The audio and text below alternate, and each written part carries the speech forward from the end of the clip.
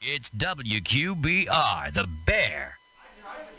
Live from Haywood's on the Green in Mill Hall, it is week 6 of the Lock Haven University Coaches Show. We are so thrilled that you have chosen to spend your Tuesday night with us.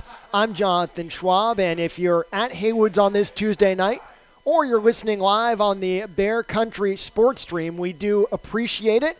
If you're listening on Saturday on WQBR 99.9 FM, we are less than an hour now from Lock Haven University football as the Bald Eagles look for win number 1 as they host Cheney.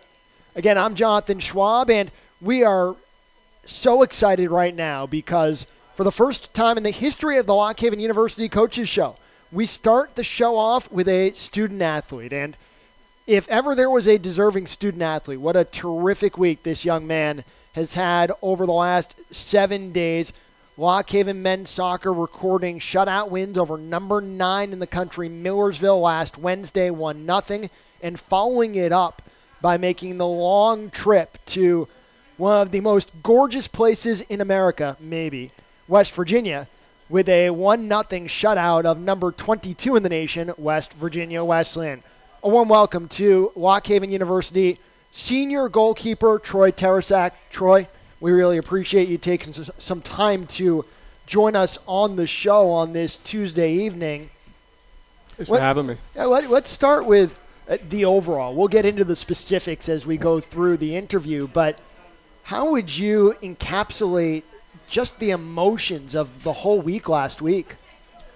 The week was crazy. It was. It started off. We'll start off the week before that. We got smacked 5-1 by Shippensburg, and we kind of had a State of the Union with the team. We just talked about like what happened. It can't happen again.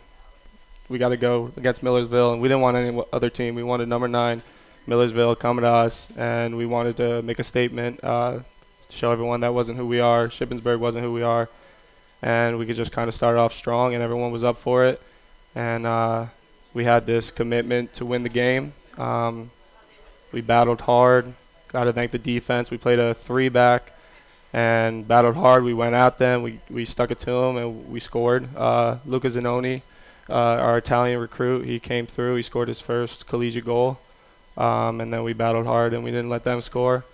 And then we were like, wow, okay. Like, This is real. We did that. Okay. And then we kind of decompressed, had practice, and then next thing we know, we're going against number 22. And we're like, oh, got to do this again. And then we traveled the long ride, West Virginia. We showed up, and we showed up ready to play again. We played a 4-back this time. Different players, different positions, different formation. Didn't matter. We knew who we were. We wanted to make a point again that Shippensburg wasn't who we were. Millersville was who we were. And we stuck it to him again. We got goal number 4 for our freshman Beckham Sabisky. He got it halfway through the game, and then we again battled strong all the way to the end, and we ended up winning 1-0 again. 2 shutouts, great defensive performances, and I'm just very lucky to have such a solid defense that kind of makes me look good. What did you see in those practices after the Shippensburg loss leading into the Millersville game that told you that this young team around you and this young team around you 4 seniors was going to be ready to play for Millersville? I think Coach Long really made a point of it that you can't just show up to a game, and I'm sure the freshmen and the young players like knew that, but I don't think you really know it until something like that happens. And I think that happened, and Coach's State of the Union was exactly what we needed, and we went to practice, and we practiced hard, and we had a very positive response to that game and that meeting, and the practice told it all. The practice told that we were going to be ready for Millersville, and we were. We covered the Millersville game on the Bear Country Sports Network, and something that really stood out to me, especially in the second half when Millersville amped up their pressure a little bit and generated a couple quality scoring opportunities, you weren't making spectacular saves because you were already in the right spot. A save needs to be spectacular if you're not already where you need to be. From your goalkeeper perspective, what are you basing your positioning on as the play is ongoing? Well, I base my positioning off of where the forwards are coming, where I direct my defenders, because half the time, not half the time, 90% of the time, I'm standing back there, I'm assessing the game, and I'm just barking orders at the defense, and the defense does a great job of listening, great job of being on the right blade of grass, and they make my saves easier by being exactly where I need them, because then I can judge where the ball is going to be, where the shot's going to be taken, where the cross is going to fly in. And Millersville did have 10 minutes at the end where they just sent a barrage of attacks, and we dealt with them. And like you said, no spectacular saves. My defense, like I said, I'll say it again and again, my defense did it all. They made it very easy for me to have that shutout. You mentioned that relationship between the goalkeeper and the defense. In what ways over the course of your Lock Haven career have you grown as a communicator? Definitely grown as a communicator.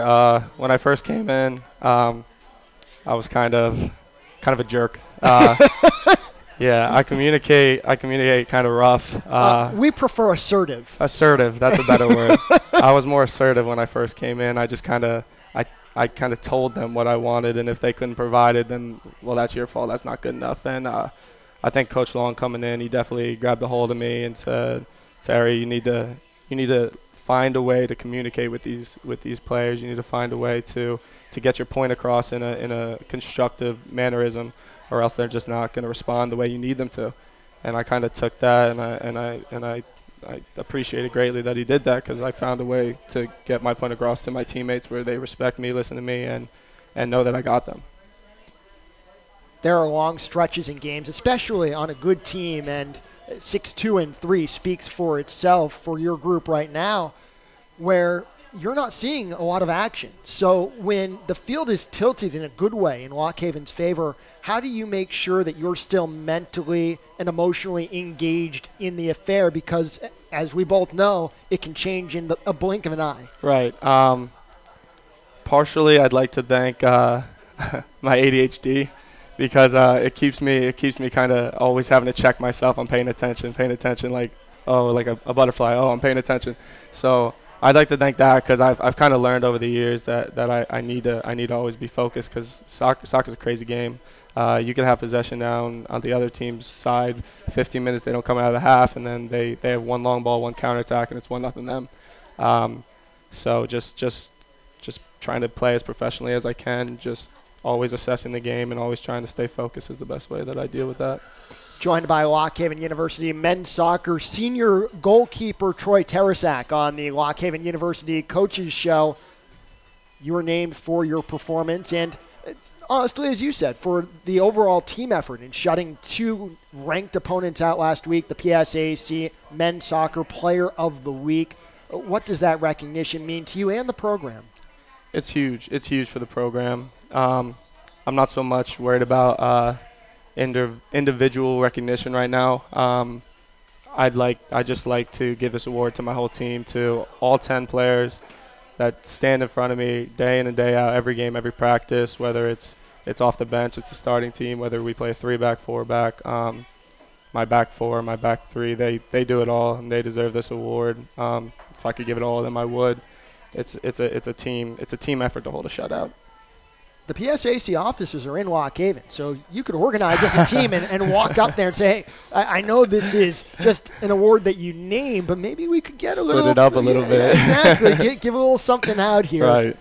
Now, Troy, we do something with the coaches called One for Fun, which I decide that it's fun, and you guys, the coaches, just go along with it. So if you would mind engaging with me here for our final question, something not totally soccer related, but in the soccer realm. Okay. So goalkeepers in all sports, whether they're goalies, goaltenders, goalkeepers, are known for having unique, I guess you'd call them accoutrements with their outfits or their masks, whatever.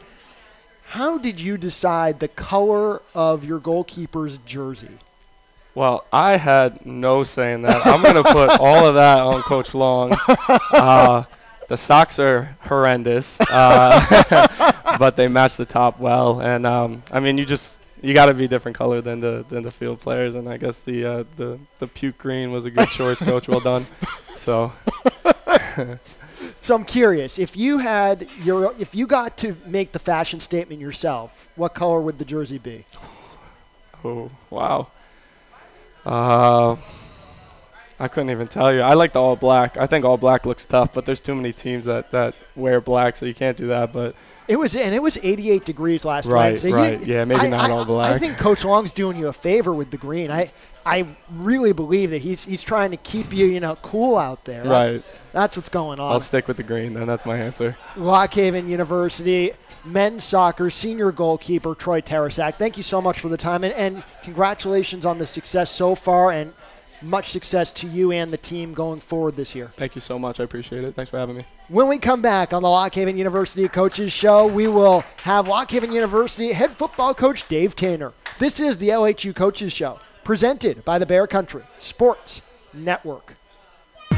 Food and fun with friends and family when you go to Haywood's on the Green in Mill Hall. With a large bar and their big screen TVs, Haywood's is where you should go to catch the game with your buddies. Their spacious dining room and kids menu make them a family favorite too. Ask Haywood's about their special banquet menu for events in a ballroom capable